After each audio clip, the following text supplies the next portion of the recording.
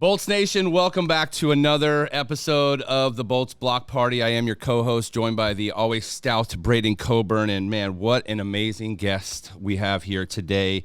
Obviously, we all know that this is the 30th anniversary of Tampa Bay Lightning hockey, but there would be none of this. We wouldn't be sitting in this spot right now if it was not for this man right here. Phil Esposito joins the block party. Phil, I know you've been tooling around all day today in this building and getting measured up for the jacket and all the great stuff, but I personally want to take this moment to thank you because I've been with this organization for more than half of these 30 years, 16 seasons I've been now, with the team. Started back in 2006. But I don't know, have you really stopped to think about how many lives you've changed? Not just from the player perspective, but by building a franchise in a city that had nothing, to have the vision in the 90s to bring a franchise here.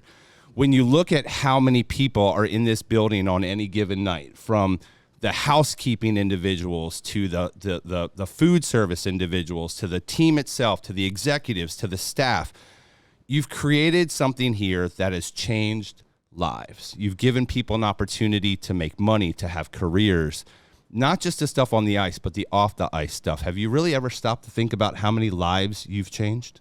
Not really. You know, you don't think about. I can tell you, I've stopped and thought about how much it changed my life. Sure, without a doubt, and my brothers, and some other people that were really close to me in the beginning. How they changed their lives, but and the players. Look, in the beginning, it was tough to get a guy to come down here and play. It really was. Sure. They'd say, well, they're playing in a 10,400-seat arena, and you got a double wide as a dressing room. I think that stigma's really changed over the years, though, right? It sure has, man. And then you know, we had one rink, right, and that was in Clearwater. And that's where we practiced. And to see the change in everything that's happened in the last 30 years. But it was the players. It was the players realizing that, hell, that's not a bad place to play. Sure. In the beginning, I like I said in the press conference, I had a player come to me and tell me he didn't like it. It was too hot. I said, what? He said, it's too hot here. I said, but you're playing indoors, man. I mean, what's the problem? I mean, come on.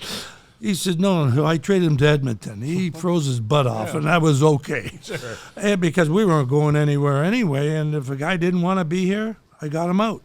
And I did things for players like Rob Ramage. I remember in '93 when Montreal won the Cup, I get a call from, I think it was Serge Savard who was running the team then. He says, you think Rob Ramage would like to come to Montreal? I said, look, I'm not going to trade him to you. I'm going to call him first. The respect factor that Rob had been in there, I was in that position. Mm-hmm. And I wish they would have asked me if I wanted to go to New York. You know what I mean? And I called him and I said, Rob, I said, talk it over with your wife. Let me know. He called me back and he said, you know what? I think they might have a chance to win the Stanley Cup with Roy and all these guys. He says, I think I'll go. Because I told him, I don't know whether you'll be playing for us next year. I don't know whether you'll be in the league next year. I'm not sure. Because if we don't get younger, we're not going anywhere. And he says, okay. I did the same thing with Dennis Savard. Mm-hmm. And I thought, why not do that for players? You know you're not going to the Stanley Cup. You realize what you have. Mm-hmm. You want to be entertaining. There's no doubt about it. My brother and I got into a huge argument one time about trading Joe Ricci. Okay. Joe was a hell of a defenseman. He was. But we traded him to Washington. I got the third-round pick in Ciccone, okay, who was insane. But I knew he would put people in the building because he was that way. And Enrico, to this day, has still been a real good friend, and I talked to him a lot. I think he became an agent, believe it or not. But he put people in the building, and that's what we had to do. I know we weren't going to win. Right. But one of the things, it's all about the players for me, because I guess I played. I don't know. It's kind of like that attitude, like you wanted to treat players like you'd want to have been treated as a player yourself, right? And I think you had a unique perspective that guys probably really appreciated. You know, when I was running the Rangers, I traded Donnie Maloney. I didn't want to trade Donnie Maloney, and I tried to get him as close to Westchester County, so I traded him to Hartford. Yeah. I've been told off by many people in my life, but his wife, Oh, boy. I never experienced language like that in my life. Wow. I just was like,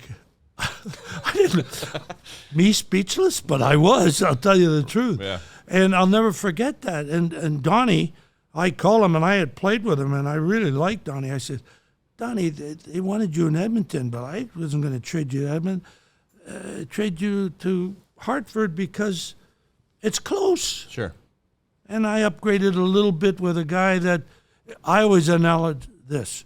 If I had a 260 hitter in baseball and I can get a 275 hitter in baseball, and they're basically making about the same kind of money in those days, though everybody was really making. Sure.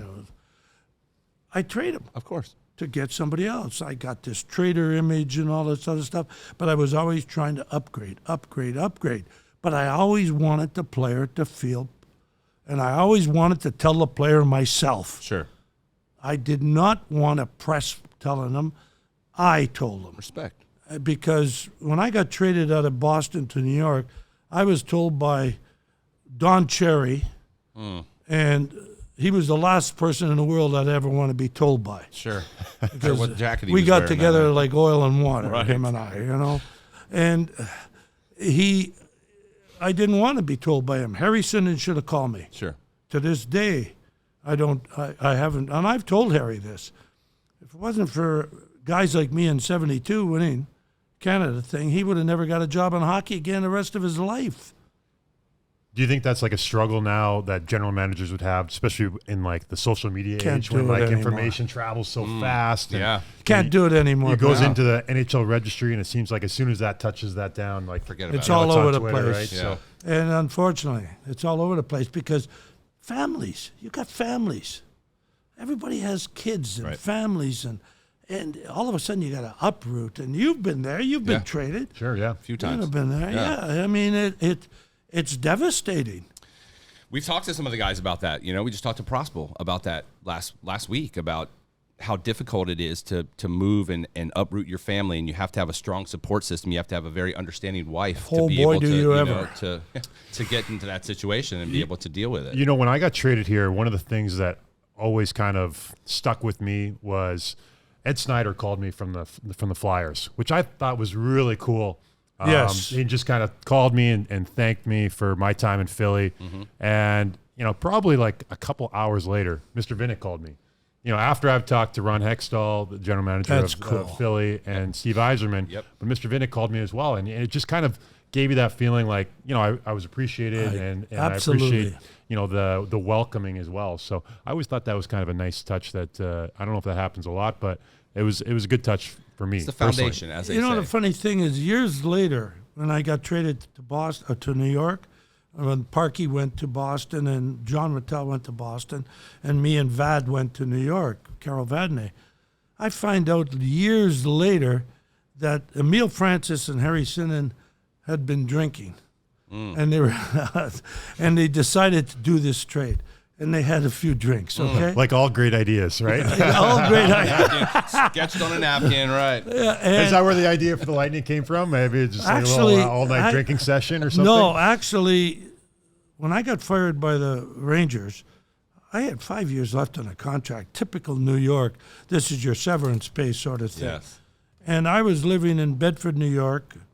We had just built this magnificent home, which I knew that I couldn't afford after my contract was up. I knew it. I had to create a job for myself because I knew I wasn't going to get a job in New York. I remember Louis Piniella telling me, he says, once you get fired in New York, you're done, except for Billy Martin, the only one. Right, right. And you think about a Neil Smith, won the Stanley Cup in '94, never got another job. That's insane. This Right. guy was a good manager, good general Yeah, manager. Stanley Cup winning. Yeah. Manager, for sure. With the Rangers, after 40-some years or 50 years, winning the Cup. But I digress. And I said to them, I don't know what the future is going to bring, but I sat down in my basement. I had a popcorn machine. A stinking actual movie theater popcorn machine. I love popcorn. And a big screen TV, and that's where I sat and watched hockey games and sat down. And my wife was upstairs with her twin sister and her mother and my daughter. I was surrounded, and 2 dogs that were female. Oh, boy. I said, what the hell is this? I'm surrounded by females. A lot of estrogen. And so I was down there, and I was thinking, what am I going to do? What am I going to do? What am I going to do? And I called John Ziegler. I said, John, when I was on the marketing committee, you guys talked about expanding. Is that going to happen? He says, we have a plan of 6th expansion, it's called. I said, could you send it to me? He says, well, Phil, I says, look, I says, I'm thinking about something. Could you? And John Ziggy was just terrific. He did send it to me. And I read this thing through. There were some things I couldn't understand, obviously, because it was done by a lawyer. And I had to get a lawyer to translate some of the Sure. crap that they write so they get more money, but that's another story. and I was thinking, I says, I'm going to go for it. I called John's up. I says, I'm going to go for an expansion franchise. He says, really? I said, yep. He says, stay away from Texas. Okay. I says, oh, I don't want to go to Texas. I'm going to Florida. That's where I want to go. He says, great. Television is coming, and we need the Florida market. Okay. I said, terrific. Okay. I didn't know that Minnesota the next year moved to Dallas. Right. Right. They knew it all. Okay, so yeah. They were all set with that, right? And so that's how it started. So why Florida? Let's say why Tampa? Why Tampa in the 90s, Tampa, when Tampa like it is now, the development, the downtown area was nothing like it is now. What was the vision about Tampa? Craig, I went to Jacksonville because it had a building. I went to Orlando, had a building. I went to Miami, had a building. Orlando and Miami, they wouldn't even let me in the building because they were run by a guy named Williams who worked for the 76ers, and the other one was Cunningham, who also played basketball for the 76ers in Philadelphia. Okay. So they said, no, we're not going to have hockey here. We had to deal with Ed Snyder and the Flyers all these years. So I called Eddie Snyder. I says, what the hell did you do to these guys?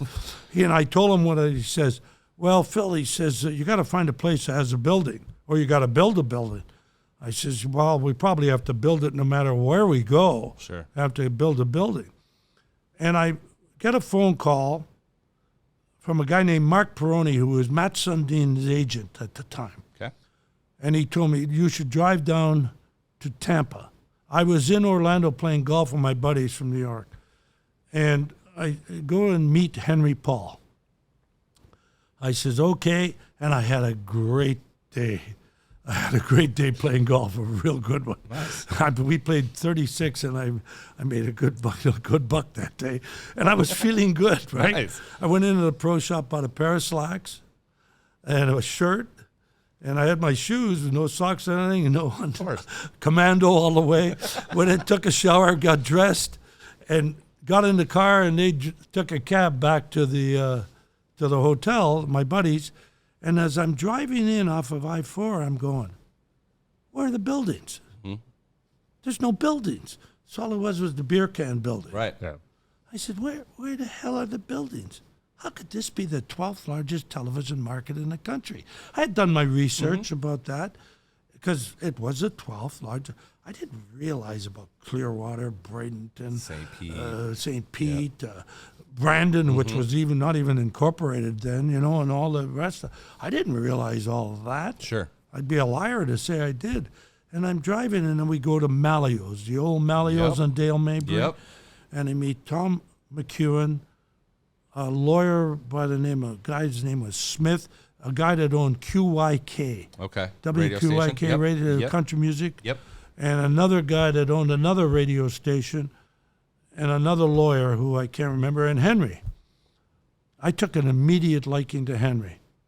Okay. I don't know what it was. There was just something about him that I liked, and I don't usually like lawyers right away. Sure. I have to get to know him. Understandable. You know what I mean?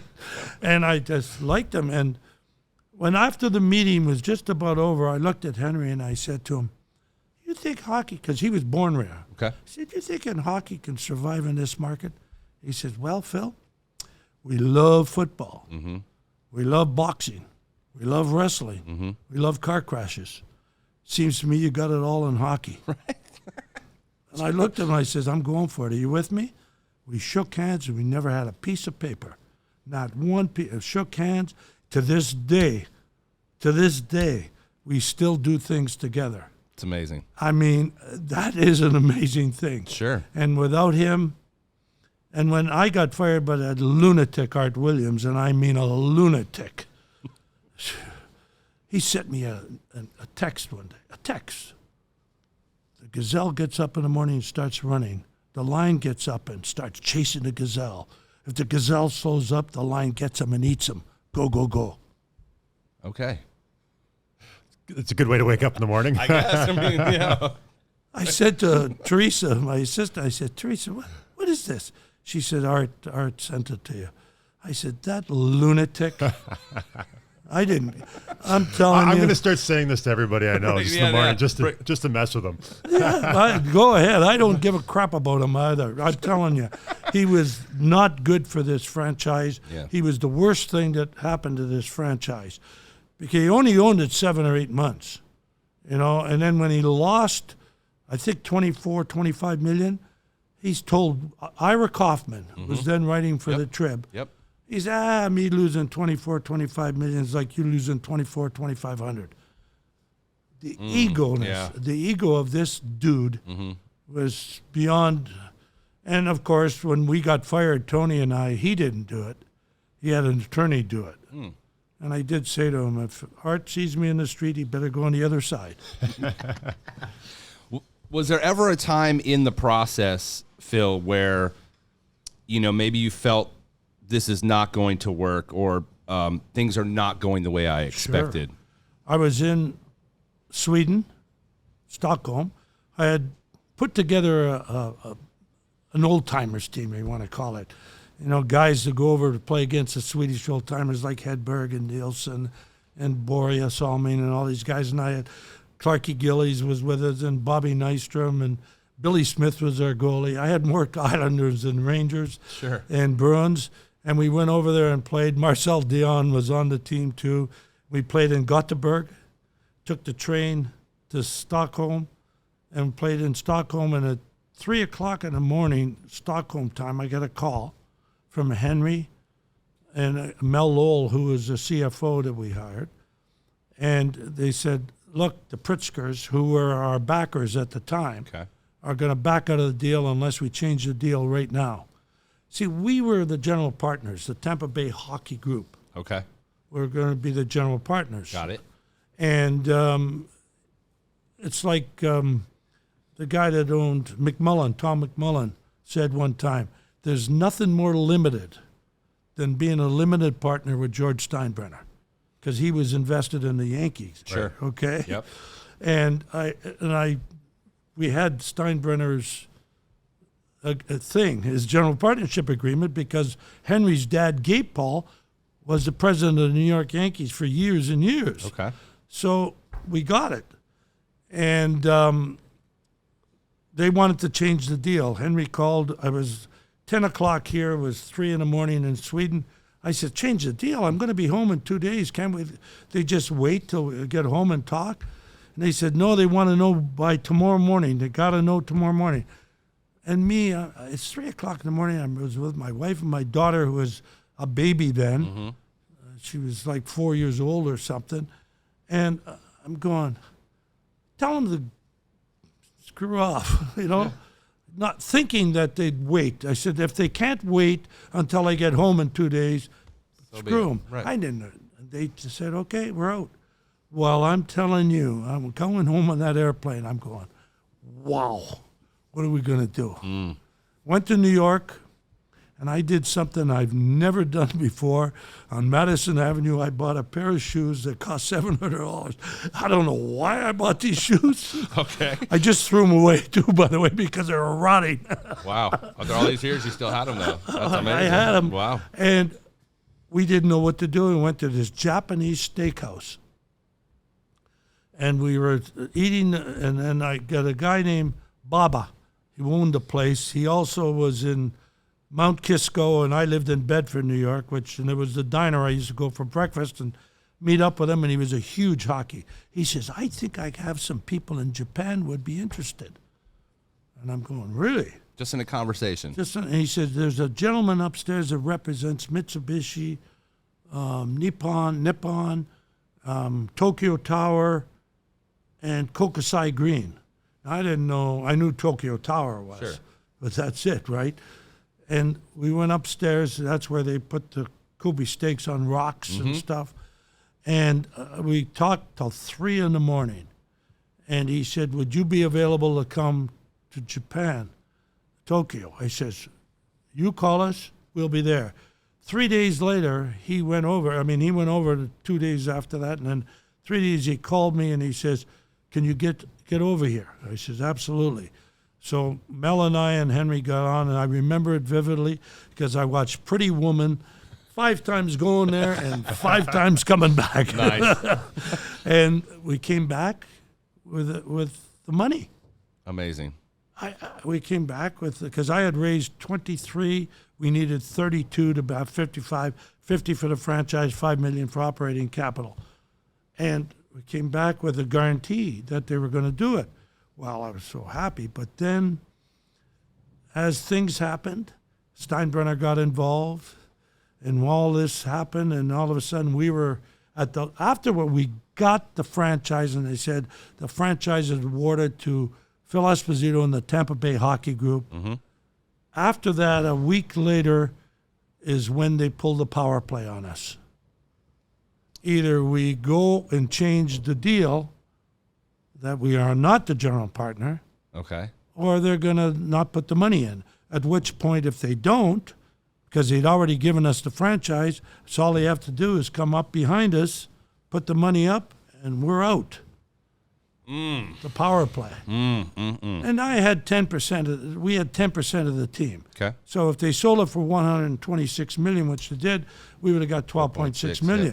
And that was my whole game plan going into that. Okay. It's about selling it 8 to 10 years down the road. We had already agreed on that. But they had 7 years they wanted to sell. I don't know why.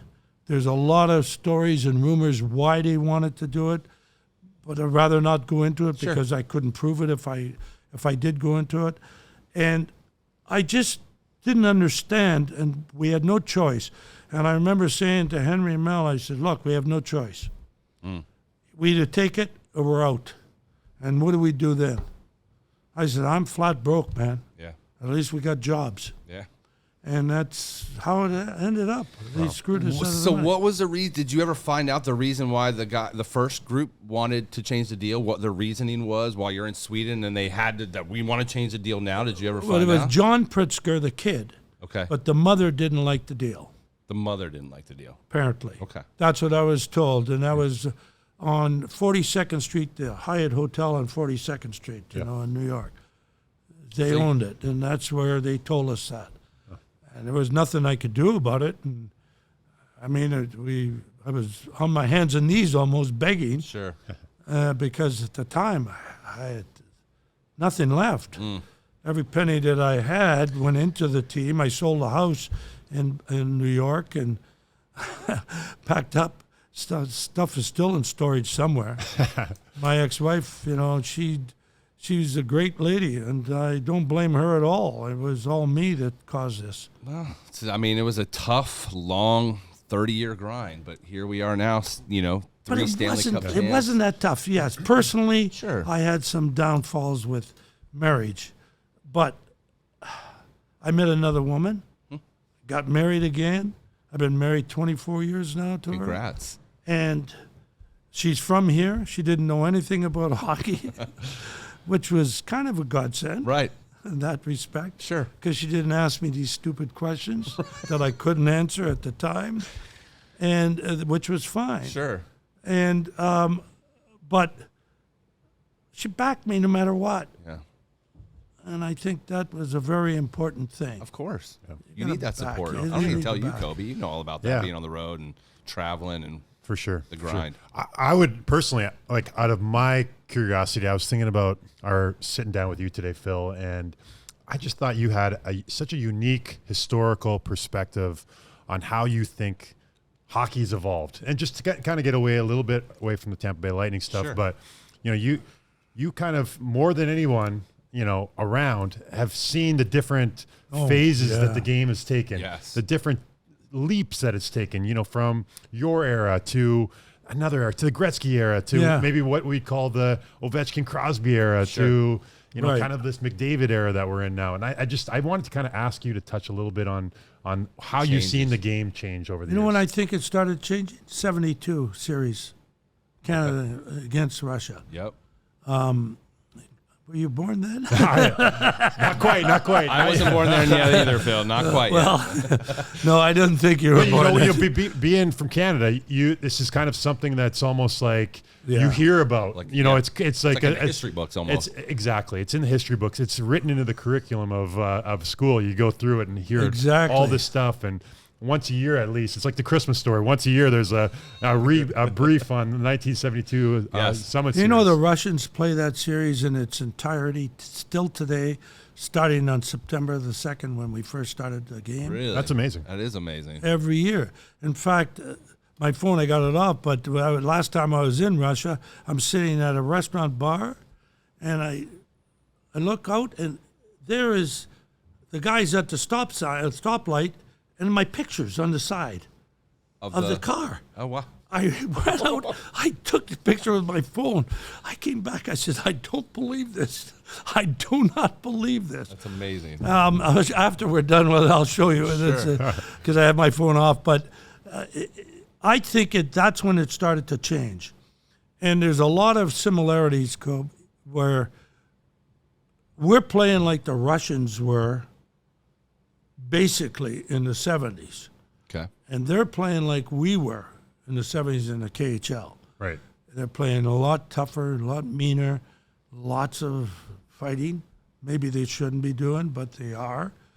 I don't know whether it's by design or not, but there's no doubt that the game is so much quicker, and because there's no allowing of interference or stepping in front of a guy or hooking him a little bit. There's none of that. And my personal opinion, if they intended this game to be this fast, they should have made the ice 250 feet by 125 feet.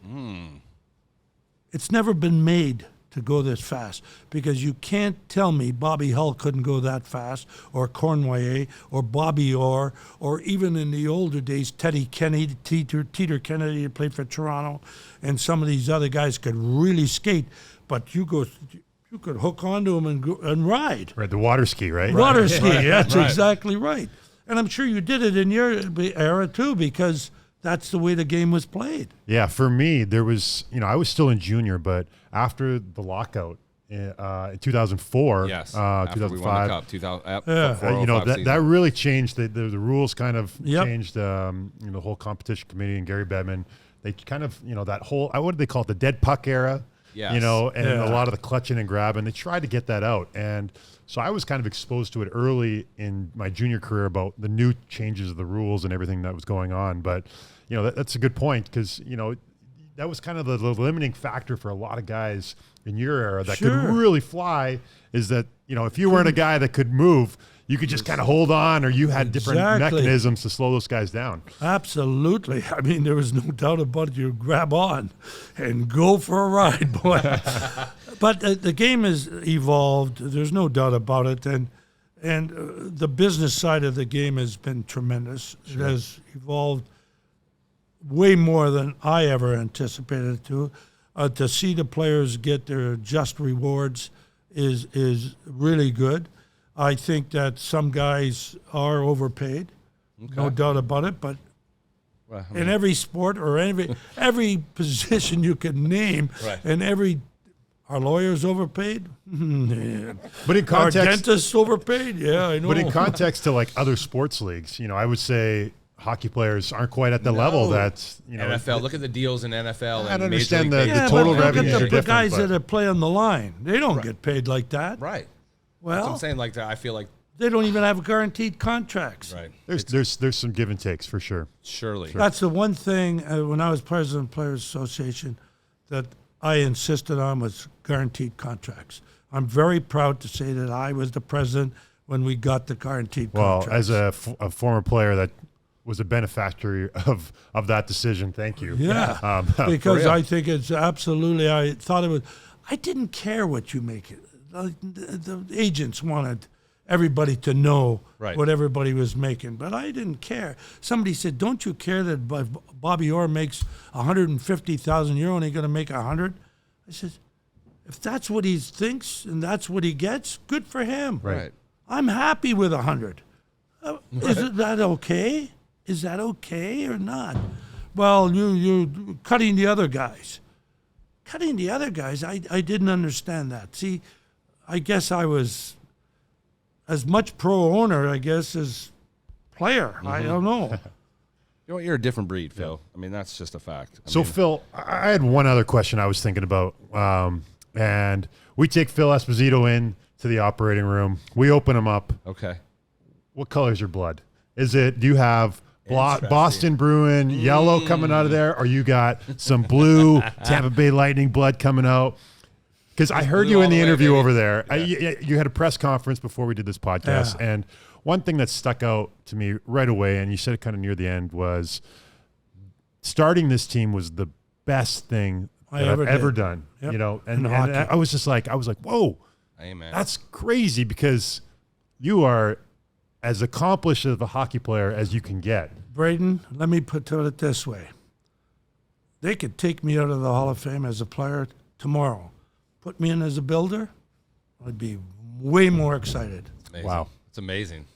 That's the And you soundbite know of why? Because God gave me talent to play. He gave you talent to play. You wouldn't have been in the NHL. There are how many guys that don't make it? the right. God, so many, right? Mm-hmm. And I was lucky. I was lucky that I played with good players, and good players make you better. If you play with a good team, hey, you play better. Yeah. Well, we know lots of players that were unbelievable, never won anything, but just never had the support around them. Never right? had the support around them. That's exactly right. Now, golfing is another story. You're all by yourself, and that kills me.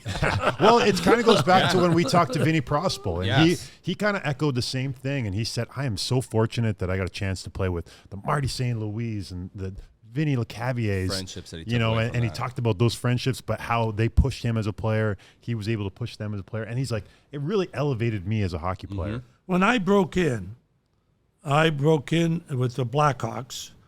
I didn't play in the first 26 games.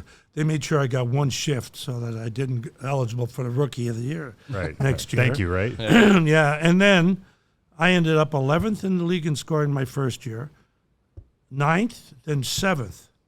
Amazing. I was on the verge, and I Did you got have traded. did you have a rookie bonus if you won Rookie of the Year? Is that kind of like maybe Yes, the motivation I did. behind it? And they Yeah. made sure that I got one shift a game, right, so that I got over the 25 game mark. It's criminal. I've heard of guys that have been great. like, you know, a goal or something away from a big bonus. And this is kind of back when the bonuses were more prevalent. And then the team scratches them for the final game because they don't want to pay the bonus. Absolutely or it's right. like, hits or, whatever it was. Whatever it was. You know? Right? I'll tell you a funny story. After my first year, I went in, tried to get $6,500, okay? And I'm sitting there, and Tommy Ivan was the general manager, and he had his glasses on down here, and takes the glasses off, and he was on the phone. He says, no, you can't. We got a lot of players just like him. No problem. No, I'm not paying him. That's it. Hangs up. So he says, so, kid, what is it you want? I went, well, Mr. Ivan, I think I did. The phone rings. Picks up. He goes, yeah, I told you he's not getting that. I don't care. Tell him to get the hell out of here. Go home. I'm giving him $6,000. That's it. And if he doesn't want it, tell him to get out of here. Hangs up, and he says, now what is it that you want? I went, would $6,000 be too much? Nice. And I got it. I was going to say, did you But get it? I was trying for $6,500, right? Sure. And I'll never forget that. And I asked Tommy Ivan years later, he had a button under his desk that he would press, and the phone would ring. There was nobody on it. It was a fake conversation. It was a fake conversation. And so did you ever use that to players when you were No, general I did manager? not. I did not. That's awesome. I would never be able to do that to players because, I mean, I got the reputation in New York for trading guys. I traded 2 or 3 guys that I, as a broadcaster, saw what they were doing off the ice. Mm-hmm. And I had to get them out of there, Right. or they were going to jail. And there's no doubt about it because cops came and said, look, I had 2 guys right here. There was a couple of joints here early on that these young guys who were under 18, under 20, and they were going to, and police would call me and say, if you don't stop them, we're going to arrest them. And that's all we needed was the publicity. We're just getting going, you know. So I got them out of here. Right. And that's just, and I told them. I didn't lie to them. Yeah. I told them this is why. Some of them straightened out and did very well, and some of them went down the wayside. Right. So, Phil, I mean, obviously we could, I'm sure, talk to you for days, and some of the things that we like to do on the show is pick the brain of our guests, and you've seen all 30 years here of Tampa Bay Lightning hockey. So I'm going to ask a couple questions here. First, because of business reasons over the last 30 years, can you name a handful, we'll just say 5 because there's been hundreds of players, but 5 guys that you wish the Lightning would have never lost? But because of business reasons, trades, whatever, guys that you really wish would have been able to stay here. Stay here for their whole career? Yes. Or Well, just guys the that we 2 lost. guys that come into mind right away are Marty and Vinny. I mean, I just wish that. But, Yeah. but that's the way the game is, and it's about the money and stuff Sure. like that. Any other guys that left an impression on you that you really wish we would have never lost? Braydon Coburn. Well, actually, I can't really think of anybody but those 2 Vinny guys. and I personally think in 2004 that we won the Stanley Cup because Hobby was really good, Yeah. but Dave Andreychuk was a difference. Yeah. People don't have a clue on how much he was an influence to the younger guys, because Torts could be really tough. Yeah. And I thought Dave was the right guy at the right time, and he did a magnificent job by doing that. And all the accolades that Dave Andreychuk ever got for him and I, it was like we were okay, but we became a lot closer in Sweden Sure. when we went to Sweden. And I got to know him a little bit more, and I got to understand him a little bit more. But in that 2004, I just remember going on the ice, to take a face-off over here, and he's talking, and he's telling guys, he's whispering in the air, I want you to be here, I want you to, you know what I mean? Yeah. And the centerman's supposed to do that anyway, you know? But he was just that leader that this team needed at that time. And he was the one that, Marty was sensational. Sure. I mean, who the heck ever thought that he was going to do what he did? That's the truth. Right. But Vinny was expected. And I think Art Williams almost ruined Vinny Lecavalier, because when we drafted him, Art wanted to go up and tell the people.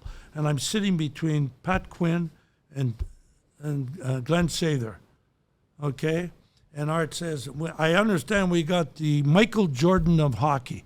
Well, I could have crawled under the goddamn table. And Quinny and Sather were just all over me. Oh, the Michael Jordan. I said, oh, God almighty, why would he do that to this young kid? Yeah.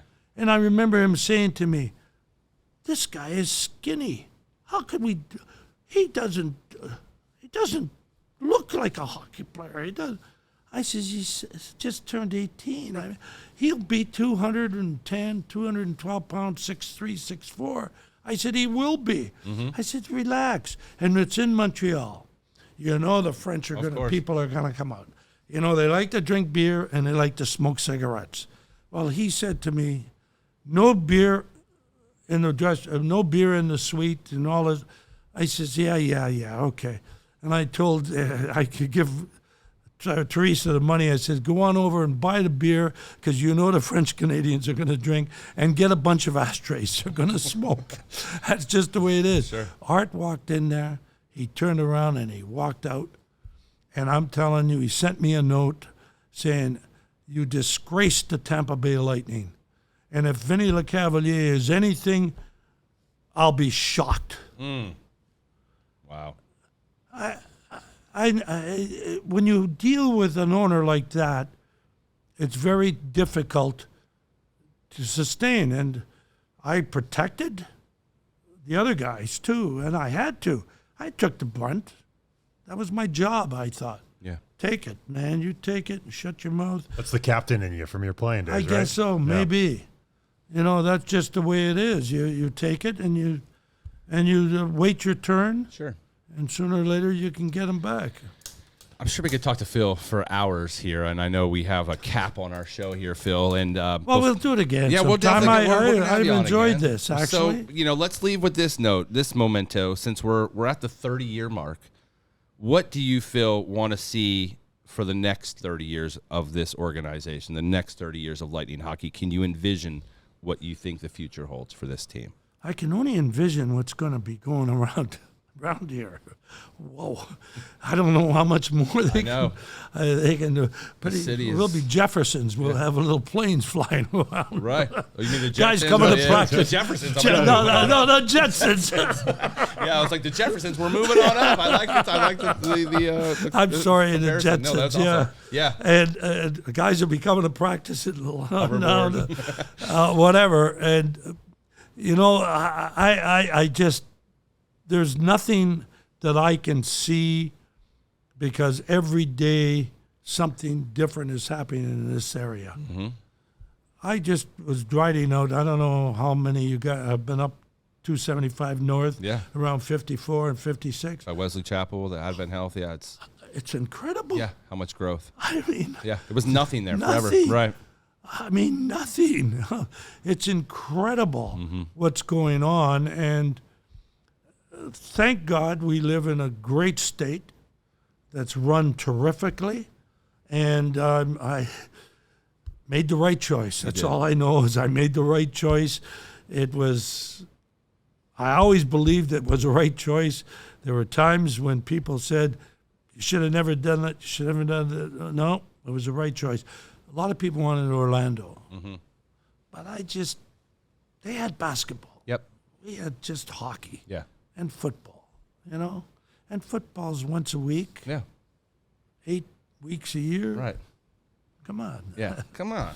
Come on. It's a hockey town now. It is a Yes, hockey it town is. now. It is. Wow. Can you imagine, Braydon? Like I said, when I got traded here, I was shocked and surprised when I was driving around neighborhoods and we were looking at houses, how many hockey nets were in driveways. Yep. Yes. I was like, flags are on houses. I was like, what is going on? Like, what? I thought we were like, I had this different envisionment of what Tampa neighborhoods were going to be. And then all of a sudden I've seen these kids, they're in the driveways playing hockey. And I was like, this is going to be pretty good. Yeah. This is going to be fun. Before we go, that you brought up the thing. When I first came down here, used to drive around neighborhoods. I didn't see one little net. Yeah. Tennis courts. Sure. And I'm thinking, oh boy, they could play hockey, road hockey, ball hockey on these tennis courts and all that. How do I get them involved? You see, I was the one who invented Milek, which is the plastic ball, the plastic stick, and it's a long story. I had a 3-year contract with the guy, and when I went back to negotiate with him again, he says, I don't need you anymore. And I was naive and stupid enough, never patent anything. I used to go out to Leominster, Mass, and hammer nails into tennis balls so I drop it. Never did I ever want the ball like it is now. It's so hard. Right. I wanted it softer, Yep. but deader, Yep. because this is like an Indian rubber ball almost. It's so hard. Yeah. But the sticks, I remember taking them to the Boston Garden and asking Bobby try it more. Chief shoot the puck with the plastic stick that had the screws. Right. Sure. And of course, Johnny McKenzie, the little bugger, he would break the damn stick every time just on purpose. That's amazing. Well, Phil, listen, we absolutely love having you on. And again, we're so thankful for what you've created, your vision, bringing it to reality. And again, you've changed thousands of people's lives. I have 2 Stanley Cup rings because of this guy. How many players have played their whole careers and never got a Stanley Cup ring? A lot of guys. There's a lot. And I have 2 because of this. And congratulations for the induction into the Lightning congrats. Hall. We almost forgot the biggest thing here is your induction as the first official. Obviously, Marty and Vinny, but you being the official first. Congratulations. I don't think anybody could think of anybody more deserving than Phil Esposito to be in the Lightning Hockey Hall of Fame. You've earned it took 30 years to get organized because we needed a little bit of tradition. Sure. You can't just do it unless you have some tradition. Absolutely. Well, we've created that now, and Yep. it's all because of this guy. So thank you, Phil, for being on the Bolts Block Party, and we will be back soon with another episode very soon. Thank you, Kobe. Myself, Greg Wolf. We thank you guys for checking in, Bolts Nation.